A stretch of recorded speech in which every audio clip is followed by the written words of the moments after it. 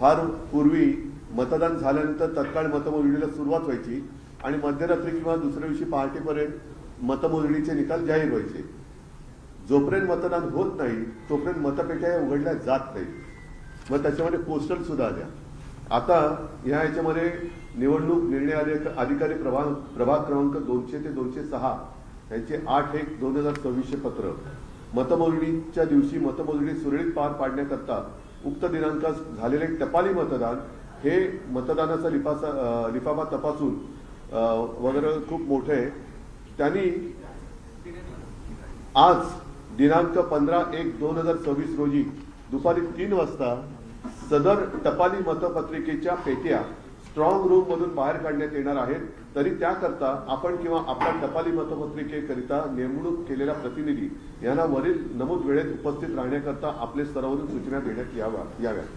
हे काय चाललेलं आहे, म्हणजे कोणत्या प्रकार किंवा कसली लोकशाही आहे. मला आणखीन एक मेसेज असा आला की संविधान म्हणते मतदान करा आणि निवडणूक आयोग म्हणते करूनच दाखवा. तर निवडणूक आयोग किंवा आयुक्त जे मुख्यमंत्री असं म्हणाले तसं तुमच्या माध्यमातून कळलं मला की रडीचा डाव खेळतायत. पण मग मुख्यमंत्री त्यांची घरघडी निवडणूक आयुक्त म्हणून नेमणूक करतायत का, की निवडणूक आयुक्तांना काही कामच नाहीये. हा सगळा प्रकार जो चाललेला आहे, घात दपटशांचाही प्रकार करून पाहिला, त्याच्यानंतर पैसे वाटपाचा प्रकार करून पाहिला, तेही उघडकीस आले. यावेळेला सोशल मीडियातून बऱ्याच गोष्टी उघड झालेल्या आहेत. टीव्ही चॅनलमधनं सुद्धा बऱ्याच गोष्टी उघडकीस आलेल्या आहेत. अगदी मी परवा ठाण्याला गेलो होतो आणि मी आणि राज आमच्या उमेदवारांना सुद्धा कोटींची ऑफर करून त्यांची उमेदवारी मागे घेण्यासाठी प्रयत्न करण्यात आला. म्हणजे सगळ्या साम दाम दंड भेद एवढी खा कशासाठी सुटले यांना.